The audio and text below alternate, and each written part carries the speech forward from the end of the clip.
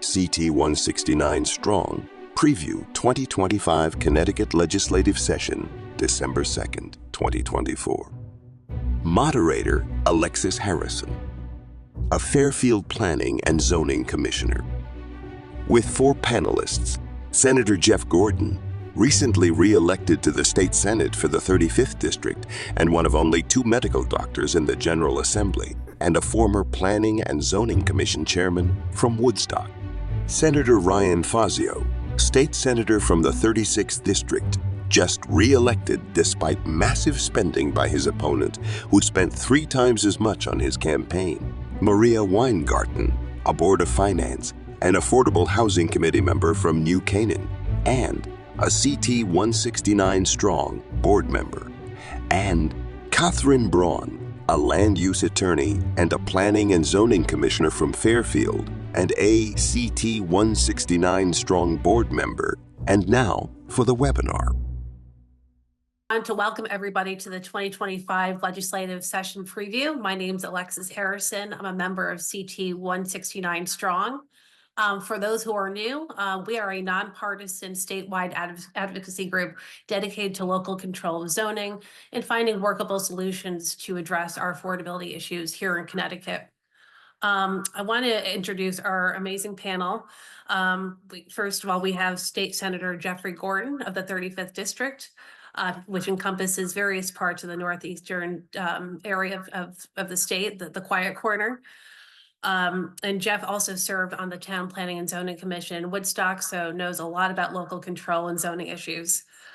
We have Maria Weingarten, who is a co-founder of CT169Strong and also a member of the New Canaan Board of Finance and Affordable Housing Committee. We also have Catherine Braun, a member of CT169Strong. She's an environmental attorney and also serves with me on the Fairfield P&Z. So really great to have you guys. I also want to acknowledge our audience. We have a great audience tonight, lots of you. So glad to have you tonight. I also want to acknowledge members of the General Assembly who are logged on tonight. We have Representatives Allie Brennan, Representative Wood, Dubitsky, Anderson, Steinberg, and Belinsky. So we're really pleased to have you. As I said, State Senator Ryan Fazio will be signing on momentarily, so we'll be glad to have him. But Jeff, housing and zoning, it seems to be front and center all the time for at least for like the last 4 or 5 years in Hartford. Can you kind of tell us where we are, what the journey has been like, and the advocacy work that you've been doing up there? Sure, I'm happy to, and thank you for you and CT169Strong for hosting tonight. This is great. There's certainly been a lot of work going on during the 2 years I've been a state senator, and long before that during my 15 years as chairing Woodstock's Planning and Zoning Commission and dealing with the legislature during that time. We did have out of the legislature in 2023 what got referred to as a fair share plan, or really what it turned into was a study through OPM to come back after a consultant which is still ongoing right now, to get back to the legislature with regards to recommendations and advice, what to do relative to things like fair share, and overall what I talk about, which is housing attainability and real world housing affordability, just not affordable housing. So I do make those distinctions. The study got off to a slow start, so it doesn't look like there's going to be a final report before early January when the legislature goes back into session. So it'll be very interesting to see if we get any draft reports out. There's indications we might, and then how things flow through while we're actually working in committees in the legislature and moving forward when we start. Jeff, can I just stop you right there? Can you just describe at a high level what fair share is for those who may not know? Sure. Well, fair share is a term that's been given to an effort to say, here's how much of a quote unquote affordable housing shortage there is, or in general a housing shortage in Connecticut, then trying to break it up per region, and then even in those regions, many times county regions, to say what is the quote unquote fair share for the various municipalities to have to increase housing by. And one can argue about the methodology behind it, and there was a lot of debate in the legislature last year, and I participated in that. But it's an effort to try to say, let's increase housing and do a top-down approach, to say, all right, each town gets assigned a certain number of housing units or affordable housing units. It has to do within a certain period of time to spread the fair share. This study is looking into advice and recommendations based upon that concept and to see what may or may not happen. But fair share isn't really the right term because there's a lot more that goes into housing, but that's kind of the moniker it's been getting even amongst various people in the field about it. Gotcha. And welcome, Senator Ryan Fazio. Good to have you. Sorry about the traffic, but glad that you're here. So Senator Gord was just talking about fair share, and we're just doing a look back of the past legislative sessions. Maybe you could give us, your perspective and what you've been working on. So the last legislative session was maybe a little less eventful on the zoning and housing front, in my opinion, or at least more positive on the housing and zoning front, in my opinion, than in prior years. Senator Gordon articulated some of the problems with Senate Bill 998, the 1.0 proposal, which passed above our objections in 2023. Last year, there were some controversial bills like the Work, Live, Ride kind of 2.0 proposal, which passed the House. I mean, I understand some of the arguments that in favor of that bill, that it was a little less heavy-handed than previous proposals. I had opposed it in the Senate, and Senator Gordon had opposed it in the Senate, and ultimately the threats of giving it trouble towards the end of the session were made it possible to stop that, because yes, it would give towns a choice of whether or not they opt into a transit-oriented zoning regime that allows developers as of right development around train and bus stations up to 10 units and beyond 10 units with 30% affordable housing.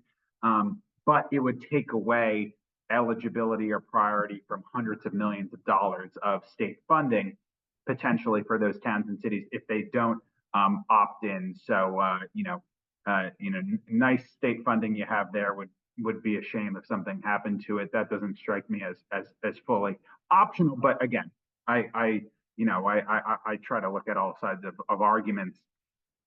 Good news, in my opinion, is that was stopped. And I appreciate that CT169Strong was very engaged on that issue.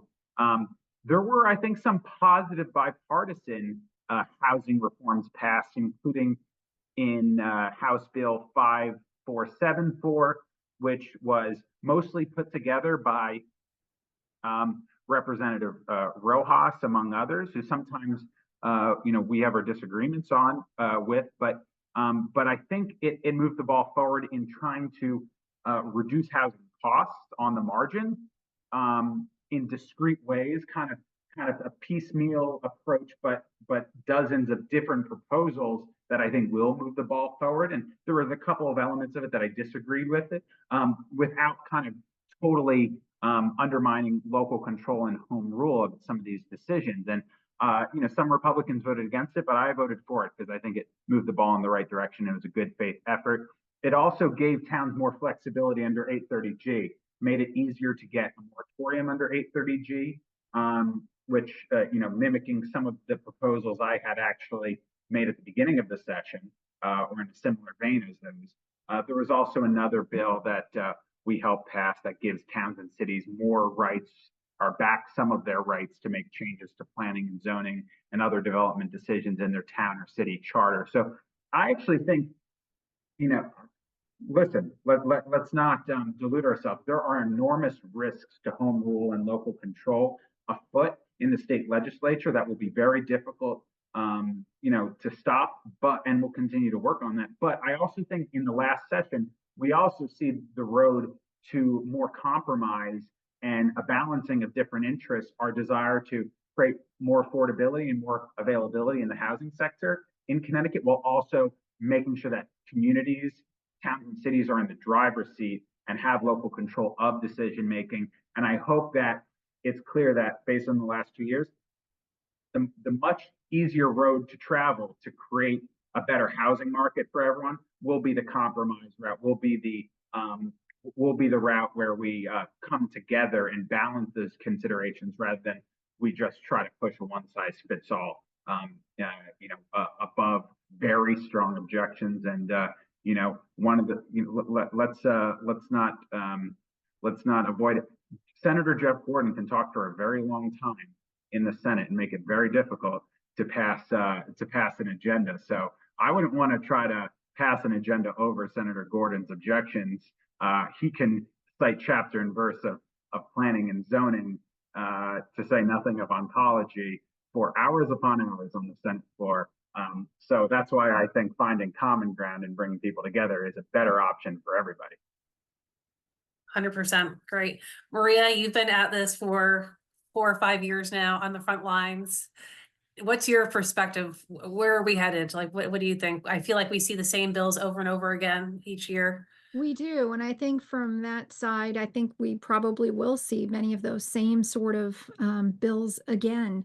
Ironically, I did read, there was an article that came out that talked about the fact that there's concern now about housing for nursing homes and how there are so many that are now being taken away. Well, of course, when you pass legislation that undermines nursing homes and that can be rebuilt as housing stock, it's not a surprise that it's potentially an opportunity to there are consequences on these bills, and sometimes you try things in goodwill and good effort, but if there's a profit motivation to redevelop something to be housing instead of nursing homes, then all of a sudden you create another need elsewhere.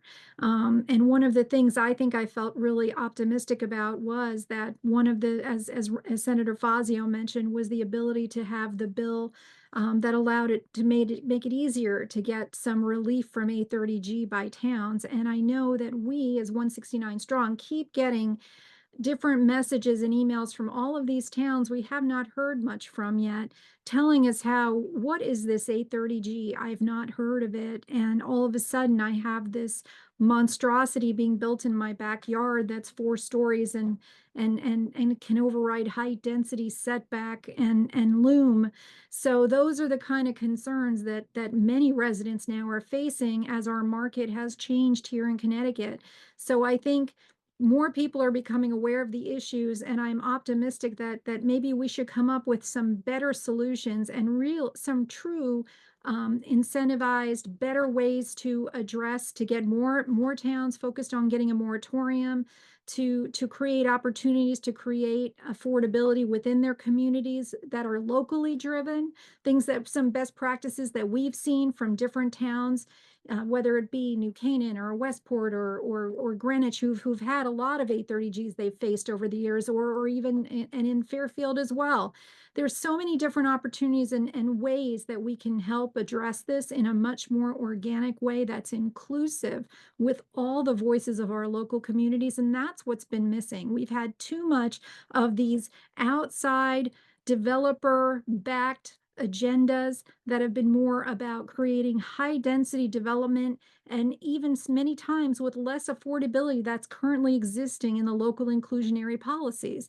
So we want better policy for everybody. And so I think that there's a good opportunity this year to bring up some real creative solutions and work on a bipartisan way and come up with better fixes to help increase the home ownership that people want to see within our communities. Yeah, I do want to go back to Fair Share, because we did see Fair Share Phase 1 pass 2 years ago, or a year and a half ago. And can you just describe what that is on top of what 830G does to our communities? Even if there's not demand for housing, a town or municipality would have to build housing. Is that right? Are you coming back to me again? Yeah, I'm sorry, go back to you. Sure. Yeah, sorry. Okay, yeah, sure, happy to. So Fair Share, it is basically going to tell everyone you have to build X units. There's an analysis going on right now that's going to set what those numbers are. Now, what we've seen is per the legislation that passed in Phase 1, the max it could be is 20%. 830G right now is looking at a 10% threshold to get relief, and this would double that. So up to doubling that. And that is onerous for many communities. And as we know, housing costs and to development has really gone up now. So these costs and what Fair Share Phase 2 would do would then take those units and say, okay, you have 10 years to build these units to change your zoning to allow for other people to come in, outside private sector to come in and have an inclusionary policy or whatever, create, 15 to 20% affordable as part of that process. And then if you don't build it within the 10 years, your town is then on the hook to build it itself. And this would just exacerbate the taxes in every community. It would be the largest tax increase on towns, in recent history. So it would be really concerning and an onerous burden on every community. And that's just the development. That doesn't even include the infrastructure impacts from all those additional residents coming into these communities. So that's in a nutshell what it would do and the concerns we have with that as a policy. Great, thank you. I want to turn to Catherine Braun, our great environmentalist here, because the environmental concerns always seem to be not really front and center, and land, as we know, is unique, it's finite, and we can't make more of it. So Kathy, maybe you can give your perspective of your environmental concerns on some of these bills. Yeah, so I have found all these initiatives are fairly similar. They cannot have had much input from environmental stakeholders or experts. They tend to deprioritize any ability to preserve open space, historic resources, natural resources for future generations. And that's a big problem. Any bill, and I have some overarching themes of concerns that people in the audience might want to just red flag if they come up in any bill, because what happens is, and the legislators can tell you more about how it works. It's very complicated. You could testify at a committee hearing and something might not be voted out of committee, but pieces of it could end up in a bill later on the last day of the session. So these are some overarching themes you need a red flag so they don't show up in any bill or anything that's close to being passed. And one is, as was mentioned earlier, as of right development, that basically is defined as not allowing a public hearing. And if anyone has ever showed up at a zoning hearing or a wetlands hearing to oppose a development or oppose an 8-30G, they know how important it is for their voice to be heard. Anything that says as of right, make sure you understand what that means. It probably means there's no public hearing. That means no ability to present evidence, no ability to bring in an engineer or a soil scientist or a traffic guy.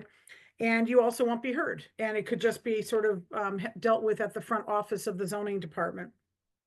Also, look out for anything that looks like it's voluntary, not mandatory, opt-in.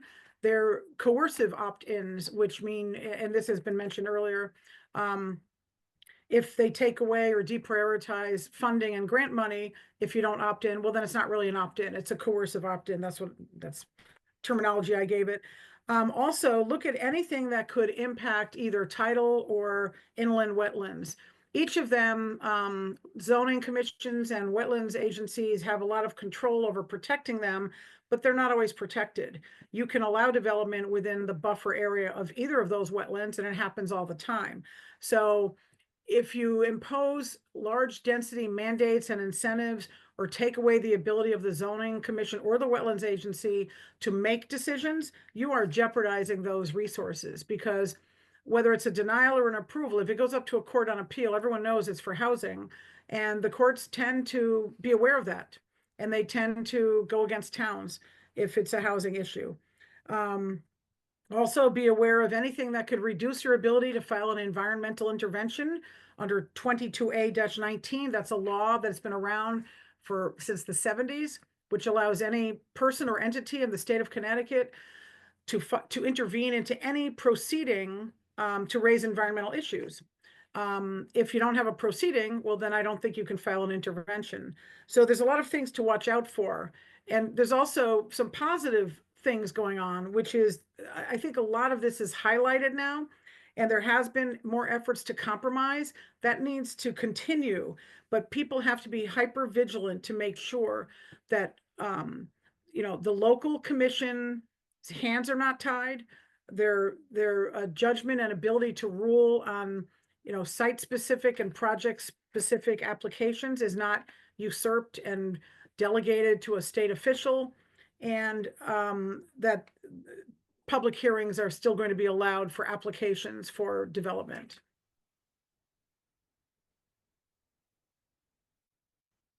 Oops. Sam Romeo from Greenwich Communities, his hand is up, so I will give him the floor. Hi, Mr. Romeo. You'll just have to unmute yourself. Yeah, there we go. Yes. Okay. As the chairman of the Housing Authority here in Greenwich, I definitely am against 830G, and the projects that we bring forward, I try to bring forward under 6110, the regular zoning regulations, to try to set an example that we can do affordable housing and still maintain the character of our communities. But the problem I see right now is that, 169 Strong and God bless Ryan Fazio for the hard work he's been doing, believe me. And I know it's not easy for him being in the minority. I think, we're fighting ourselves here because we're in the minority and the legislature now has a supermajority, the Democrats, in both houses. We need to start rallying around our people running for office. We need to fight the laws, and the lawmakers, not so much the laws. The lawmakers, in the end, have a big advantage over us. So, we're fighting strong to keep our characteristics of our communities, and I think we're doing a relatively good job of trying to push back. But we need to put more focus on getting more of our people elected in order to change the laws, because that's where it's all happening. Yeah, no, I appreciate your thoughts, and we just had an election, Can I so just add one thing on that? Sam, thank you for your comment, and I 100% agree with you. I think the challenge is that most people don't even know what's going on up in Hartford, unfortunately.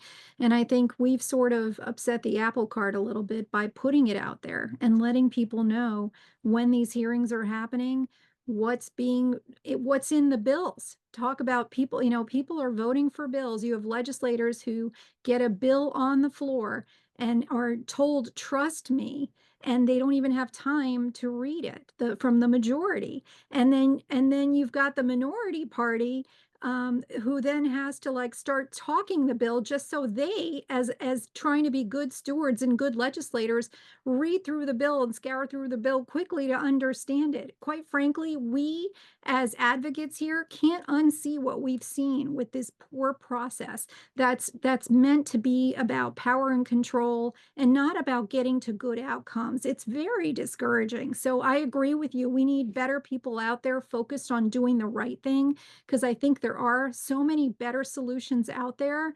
And if we work together collaboratively, but that's just unfortunately not the environment that we have right now. And we are concerned as well about a supermajority that exists in both the Senate and the House. great. Thank you. Thank you. Thanks, Sam. Thanks for being here. And I just want to add something, which I will try to put if we get the chat enabled. I do want to give a link to everybody. One of the things I want to mention is there are two good reports that came out this year. One came from the Yankee Institute, and it's called Getting a Handle on Affordable Housing. And it really does an amazing job of explaining 830G and why it really is a measure of just a certain type of what's been handed out in benefits and in ways that have created housing, as opposed to being a good accounting of what exists. And these are sort of the faults that we found with 830G as well. And we're just so happy to have that report. And in addition, WestCOG as well came out with a report this year, and that was also a wonderful report. And it really talked about how, because of 830G and the way it is, these deals can't pencil out. And so that's the challenge we have, is that it's an improper, it's not a good vehicle for creating the housing that we want to see, that allows more opportunities for development and for affordability in Connecticut. But the last thing I'll mention, and then I know Jeff wants to say something, is that, we can't just focus on always the housing and the housing and the housing. We know that affordability is the issue here in Connecticut. And we know that we have the second highest taxes in the country. We have the third highest energy costs in the country. Until our legislators get serious about addressing these things, the affordability problem doesn't go away. So these are all concerns that we share with everyone. We feel it too, and we want to make sure that these are issues that are addressed. We want a vibrant economy in Connecticut. We want to make sure that businesses come throughout the state. We can't just rely on Fairfield County and its proximity to New York to provide the revenues that we want to see in the entire state. We want an entire state that's thriving. So part of that starts with having better policies, and that's sometimes very challenging with who we have and who's in control. But those are the issues that must be addressed, because that's the only sustainable way to improve affordability and improve wages and income within our state. And if I may just real quick, that's extremely important. And I can tell you, during my many years that I served as chairman of my town's Planning and Zoning Commission, when we talked about housing affordability, we looked at a whole range of these issues. And so it's just not the strict state definition of affordable housing. There's so much that goes into affordability. And the other thing I want to mention is, I know some people say that local control, local decision making is bad. It's actually very good. And I can tell you, one of the things I was always mindful of, and I still am as a senator, is it's just not what you do that matters, but it's also how you do it that matters. So if you're doing things in a proper way, a fair way, giving people opportunities to be heard, ask questions, know what's going on, that's how you actually build community consensus and common sense community decisions. And each town is different. And so, for example, what may work in Fairfield County may be very different workable, I can tell you, in Windham County, where if you talk about affordable housing, we don't have really much in the way of sewer. We don't have really much in the way of public water, lots of jobs, public transportation. So that's why we need to really think of things, not a cookie cutter, all in one type of approach. And what I've been advocating for, and I'm always happy to work with my colleagues, regardless of political party, is we really need to get away from this one-size-fits-all approach, assigning numbers of housing that each town has to do. Look at what each town can and cannot do. Give them credit for what they're already doing, but not getting credit for housing affordability.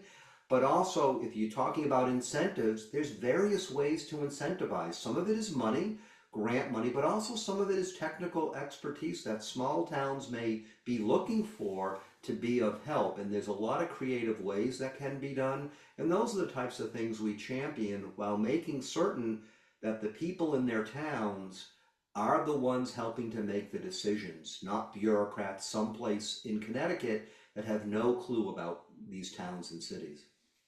Yeah, you make a great point. Being on the zoning commission myself, we do a lot of work to create a lot of variety of homes, whether it's ADUs or apartment buildings.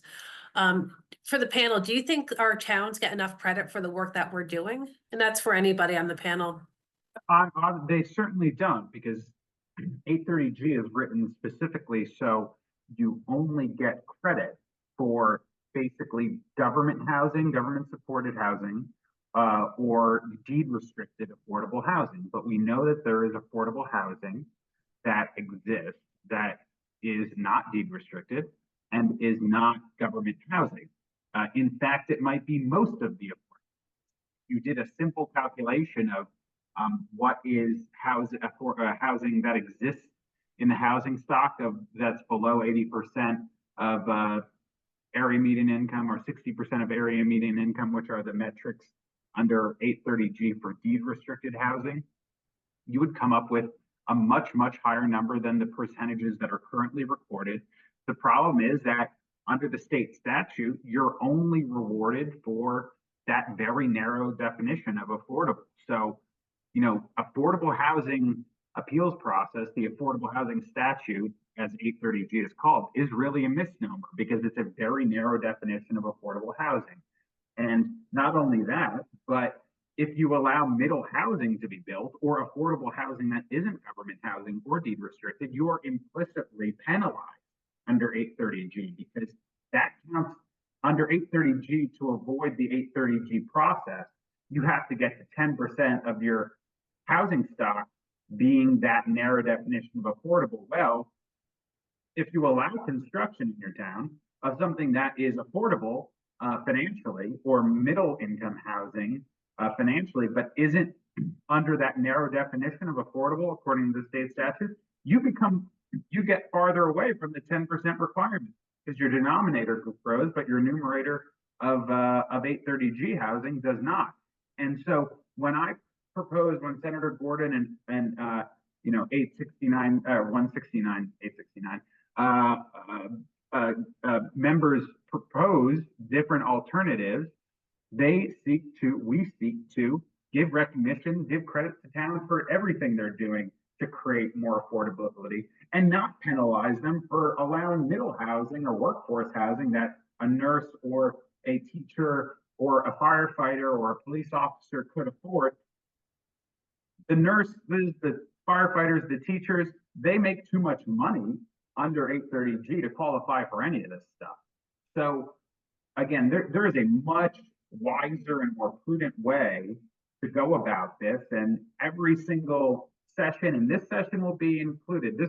This session, I think we might even propose more than ever a positive route to creating housing affordability than ever before.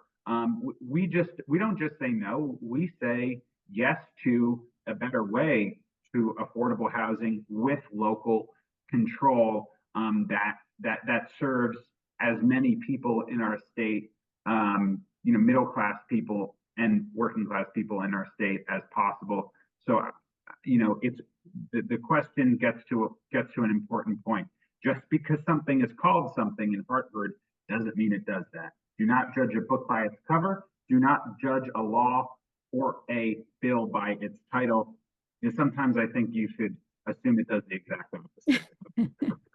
And one other quick thing I just want to mention along those lines that towns don't get credit for is it's also the length and expense of the process of dealing with housing. A lot of it is permitting. I can tell you in my town, we streamlined the permitting process, got rid of extraneous and unneeded regulations. We also looked at our fee schedule for applications and streamlined that and made that better for people to be able to do what they needed to do while not weakening at all any aspect of the underlying principles of zoning. So those are things that towns do look at and do, and that can factor in very much when you talk about how much money a working family has to put out to build a house or put an addition on the house or put in an accessory dwelling or apartment. Those are real world things, and I can tell you in Woodstock we achieved those improvements because we talked with people in the community and wanted to hear what they had to say and then worked within the town to make those happen. That's local decision making, and those are many things towns do and the state gives no credit for. The state really should give credit. Those are real world things that help people, afford housing when you're talking about how much money they have to put out. I want to pass it over to Julie Camerata, who is a lobbyist in Hartford and has been working with CT169 for a few years now and has helped guide us through the legislative sessions. Julie, you've been at this for a long time. Can you just give us a snapshot of what you think the session will look like? This is a really tough question this year, given all the changes on the federal level and how those are going to impact. I think that moves forward in Hartford. There's a lot of decisions to be made on leadership because obviously there's only so many objectives you can get through. But I can guarantee, well, we do have a lot of the same leadership on the same committees on the majority side. So I do anticipate seeing a lot of the bills that we've seen in the past get raised again. On the Republican and the minority side, we have a lot of our same advocates, though the roles may change. We don't have firm numbers on all of it or firm names yet. I have been staying on top of the corporate media on this and what's been coming out of Hartford in terms of, for example, Majority Leader Rojas has said that he wants to bring something up, but he wasn't fire and brimstone in those articles that I saw, as he has been more in the past. So that just leads me to believe not that it won't happen, but that we'll see that they're still working on what their agenda is going to be. I will say that for CT169 Strong, what we'll do is continue to keep everyone informed, and we'll continue to be the voice of reason and trying to actually discuss the substantive pieces there of this, puzzle that we're trying to keep together in the best way possible. What I have seen from the groups that are pushing the other agendas is I have seen kind of a dark turn in some of the rhetoric that's come out of there. So I do warn folks. I get a little bit of a tingle in my spine, I guess, when I start to hear things like,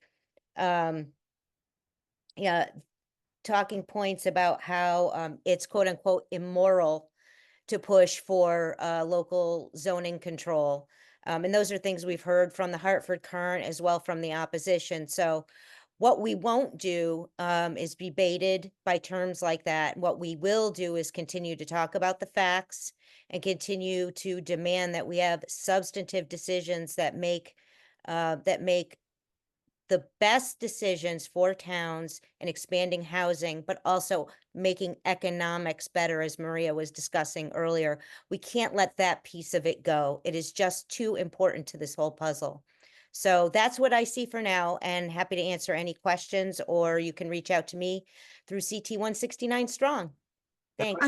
I just have a quick Follow up question real on, quick on that.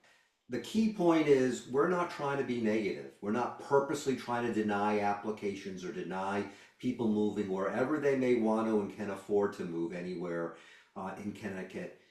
We have federal and state laws for decades about those types of discriminations, and we support those laws. We're standing up to say, and that's the key point, no matter what gets thrown at us as far as what we're trying to do, is finding indeed the right way, the better way to do things town by town to see how we can better the communities. And one thing we have to keep in mind is each of the 169 municipalities are unique and different from each other.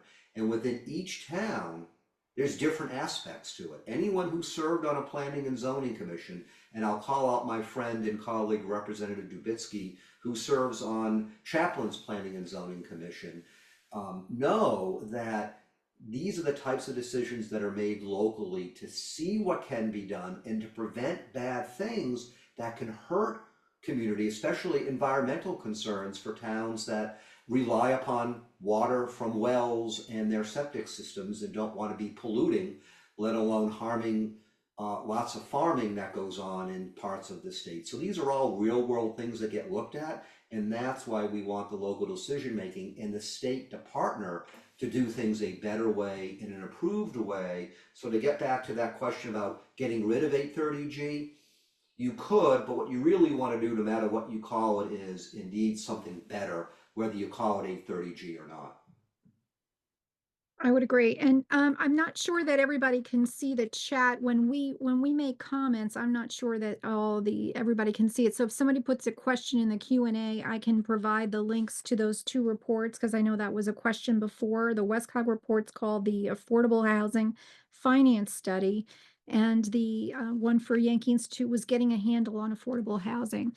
And if somebody puts a question in the Q&A, then I can put those links in there for everybody.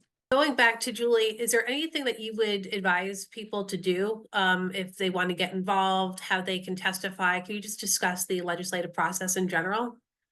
Because a lot of people are not, involved with Sure. this kind of stuff. Sure. It's a long session, which means they set the budget as well generally, and it runs about 6 months. So it's 2 months longer than last year was. And pretty much anyone can raise legislation, but the legislation in the first couple of weeks will then go to the committees and go through bill screening, which is something that all the caucuses do.